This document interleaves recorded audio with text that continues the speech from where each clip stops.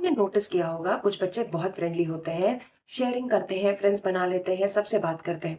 लेकिन कुछ बच्चे होते हैं जो किसी से बात नहीं करते, फ्रेंड्स नहीं बनाते, शेयरिंग नहीं करते एंड विथड्रॉ कर जाते हैं। देन पेरेंट्स सोचते हैं दैट मेरा बच्चा सोशल नहीं है या फ्रेंड्स नहीं बनाना चाहता या उसमें कॉन्फिडेंस लो है। लेकिन सच क्या होता है? Most social problems actually social problem होती ही नहीं है। उस सिचुएशन में प्रॉब्लम ये होती है दैट बच्चा अपने इमोशंस को मैनेज नहीं कर पा रहा होता, वो अपने इमोशंस को रेगुलेट नहीं कर पा रहा होता। इसलिए उस वजह से सोशल स्किल का फाउंडेशन कभी ये नहीं होता दैट हेलो बोलो, सॉरी बोलो, शेयर करो।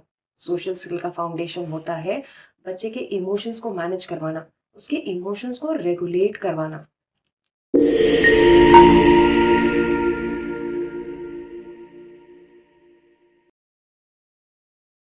हेलो एवरीवन, आज हम बात करेंगे एक बहुत इंपॉर्टेंट टॉपिक के बारे में। एक्चुअली में बच्चे का सोशल डेवलपमेंट उसके इमोशंस को रेगुलेट करने से कैसे स्टार्ट होता है। एंड ये 2 से 5 साल की उम्र में बहुत इंपॉर्टेंट है क्योंकि इस एज में बच्चे का दिमाग सोशल वर्ल्ड को समझना स्टार्ट करता है। लेकिन प्रॉब्लम कहाँ आती है? हम डायरेक्टली हम बच्चे को सोशल बिहेवियर ट्रेन करने लगते हैं दैट हेलो बोलो, सॉरी बोलो, शेयर करो, फाइट मत करो, फाइट करना बुरी बात होती है, गुड बॉय बनो। एक्चुअली हम ये नहीं सोचते दैट बच्चा अंदर से इमोशनली रेगुलेटेड भी है या नहीं, वो तैयार भी है या नहीं। एंड जब बच्चे का इमोशनल रेगुलेशन वीक होता है तो सोशल बिहेवियर नेचुरली अनस्टेबल हो जाता है। आज इसी चीज को हम एक बहुत सिंपल लैंग्वेज में समझेंगे। सबसे पहले एक बहुत बड़ा मिथ ब्रेक करते हैं दैट सोशल स्किल का मतलब ये नहीं होता दैट एक्सट्रोवर्ट होना, बहुत ज्यादा बोलना या इंटरैक्ट करना। सोशल स्किल का रियल मतलब होता है अपनी टर्न आने का वेट करना, फ्रस्ट्रेशंस को हैंडल करना, रिजेक्शंस को टॉलरेट कर पाना, कॉन्फ्लिक्ट्स को कामली रिजॉल्व करना, बाउंड्रीज को समझ पाना और दूसरे के इमोशंस को समझ पाना। एंड ये सब तब होता है जब बच्चे का नर्वस सिस्टम रेगुलेटेड होता है। बिकॉज सोशल इंटरैक्शंस एक्चुअली में काफी डिमांडिंग होते हैं। अब सोचिए दैट एक प्री स्कूलर को शेयर भी करना होता है, वेट भी करना होता है, लाउड एनवायरनमेंट को हैंडल करना होता है, डिसअपॉइंटमेंट को टॉलरेट करना होता है और इमोशनली भी काम होना होता है। और ये सब इजी नहीं होता। इसलिए सोशल बिहेवियर का बेस ही होता है इमोशंस को रेगुलेट कर पाना, इमोशनली सेफ फील कर पाना। सोशल बिहेवियर बस मैनर्स बिल्ड कर देने से नहीं होता। इसी वजह से कभी कभी बच्चे का मिसबिहेवियर उसके पुअर इमोशनल रेगुलेशन की वजह से भी होता है।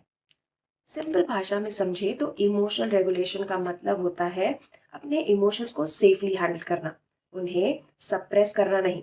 मान लीजिए एक सिचुएशन लेते हैं दैट एक बच्चा अपसेट है और वो अपने इमोशंस को हैंडल करना, रेगुलेट करना सीख रहा है। तो वो रोएगा, वो एक्सप्रेस करेगा, बट उस सिचुएशन को धीरे धीरे कामली हैंडल करना सीख जाएगा।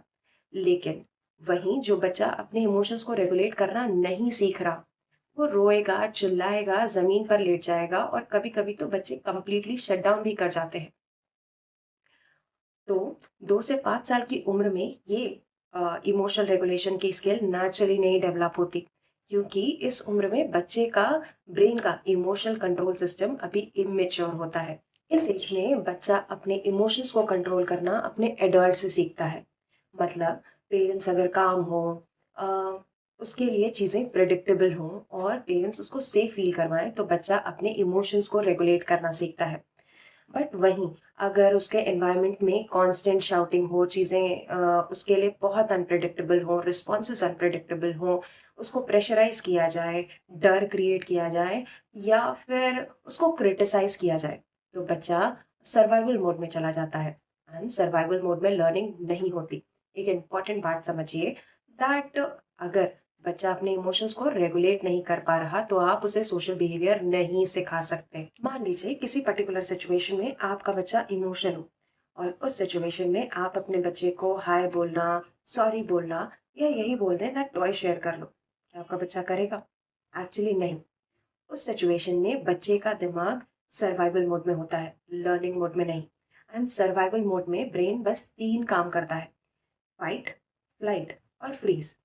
तो उस तरीके से बच्चा या तो बिल्कुल पुश कर जाएगा या टॉय को और टाइटली ग्रैब करके बैठ जाएगा या फिर बिल्कुल सोशली विड्रॉ कर जाएगा। और ये उसकी बैड बिहेवियर की वजह से नहीं है, इट्स जस्ट बिकॉज बच्चा अभी अपने इमोशंस को रेगुलेट नहीं कर पा रहा। द मोमेंट बच्चा अपने इमोशंस को रेगुलेट करना इम्प्रूव करता है, बच्चे की लिसनिंग, पेशेंस और शेयरिंग इम्प्रूव होती है। बच्चे में एम्पैथी डेवलप होती है और उसकी फ्रेंडशिप्स इम्प्रूव होती हैं, क्योंकि बच्चा अब इमोशनली सिक्योर फील कर रहा है।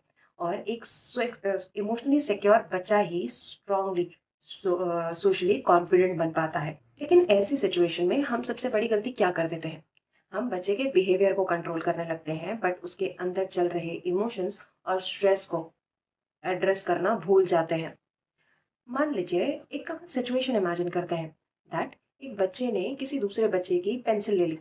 हमारा इमीडिएट रिस्पॉन्स क्या होता है? दैट बैड मैनर्स, ऐसा कौन करता है, कितनी बार समझाया है, सॉरी बोलो। बट ये बोलने से पहले, ये बोलने के बाद हम बच्चे के इमोशंस को एड्रेस भी नहीं करते। हम ये नहीं देखते कि उस पर्टिकुलर चीज को करने के पीछे बच्चे का इमोशन क्या रहा होगा। क्या वो इमोशनली ओवरलोडेड था, क्या वो फ्रस्ट्रेटेड था, या उसने किसी डर की वजह से किया, या उसे अटेंशन नहीं मिल रही थी इस वजह से किया। जब हम बच्चे के इमोशंस को एड्रेस नहीं करते, तब बच्चे का बिहेवियर रिपीट होता है, क्योंकि बच्चा इंटेंशनली डिफिकल्ट नहीं होता। और याद रखिए दैट आप डर से बच्चे के बिहेवियर को टेम्पररी तो ठीक कर सकते हैं, लेकिन जब आप बच्चे के इमोशंस को समझते हैं और उसको हेल्प करते हैं उसके इमोशंस को रेगुलेट करने में, तब रियल लर्निंग होती है। हमने कब से बात की दैट बच्चे को इमोशनल रेगुलेशन में उसकी हेल्प करिए। एक्चुअली में ये इमोशनल रेगुलेशन करना कैसे है, अब हम बात करते हैं दैट आप बच्चे को इमोशनल रेगुलेशन में हेल्प कैसे कर सकते हैं। The first thing is that आप बच्चे के साथ को रेगुलेशन प्रैक्टिस करिए। बच्चे से डायरेक्ट कामनेस एक्सपेक्ट करने के बजाय आप बच्चे के साथ काम रहिए, क्योंकि आपका रिएक्शन और आपका मूड बच्चे को डायरेक्टली अफेक्ट करता है। इसलिए सॉफ्ट टोन और सॉफ्ट वॉइस रखिए, प्रिडिक्टेबल चीज़ें रखिए, और बच्चे के साथ आप इमोशंस को बच्चे को इमोशनली सेफ फील करवाइए। The second thing is that आप बच्चे के इमोशंस को नेम करना सिखाइए। Instead of saying that drama मत करो, आप बच्चे से पूछिए आप अपसेट हैं, आपको गुस्सा आ रहा है। इससे बच्चे की इमोशनल वोकैबुलरी बिल्ड होती है। The third thing is that आप बच्चे को पनिशमेंट से ज्यादा उसे गाइड करिए। अ, हर बिहेवियर एक्चुअली में इंटेंशनल बैड बिहेवियर नहीं होता है। कभी कभी बच्चे की स्किल्स भी मिसिंग होती हैं। अगर बच्चे को वेट करना डिफिकल्ट लगता है तो वो उसे प्रैक्टिस करवाइए। इससे शेम क्रिएट नहीं होती है, बट बच्चे में वो स्किल डेवलप होती है। The fourth thing is that आप प्रिडिक्टेबिलिटी क्रिएट करिए। प्रिडिक्टेबिलिटी क्रिएट करने से बच्चा इमोशनली सिक्योर फील करता है, और जब बच्चा इमोशनली सिक्योर फील करता है तब वो कामली रिस्पॉन्स करता है।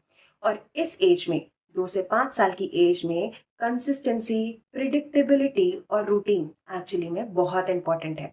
The fifth thing is that आप बच्चे को इमोशनल एक्सप्रेशन अलाउ करिए। इमोशनल एक्सप्रेशन अलाउ करना और बाउंड्रीज को सेट करना दो डिफरेंट चीजें हैं। बाउंड्रीज, कैसी बाउंड्रीज? बच्चा बैड बिहेवियर नहीं कर रहा है, वो वाली बाउंड्रीज। अगर बच्चे को गुस्सा आ रहा है तो आप उसे बोलिए दैट गुस्सा करना इज ओके, बट मारना इज नॉट ओके। एंड ये सारी चीजें ही बच्चे को उसके रियल इमोशनल इंटेलिजेंस को बिल्ड करने में उसकी हेल्प करती हैं। इंपॉर्टेंट बात याद रखिए दैट बच्चे को सोशल स्किल्स कभी भी डायरेक्टली नहीं सिखाई जाती। जब बच्चा इमोशनली सेफ फील करता है और अपने इमोशंस को रेगुलेट करना सीखता है, तभी वो दूसरों से कनेक्ट कर पाता है, दूसरों पर ट्रस्ट कर पाता है, उसमें एम्पैथी डेवलप होती है और वो अपने रिलेशनशिप्स को बिल्ड कर पाता है।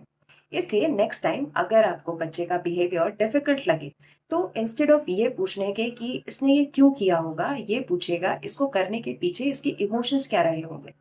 क्योंकि हर बिहेवियर के पीछे कोई ना कोई इमोशन होता है, और जो बच्चा आज अपने इमोशंस को रेगुलेट करना सीख जाता है, कल को वो फ्यूचर में एक हेल्दी, इमोशनली कनेक्टेड एडल्ट बनता है।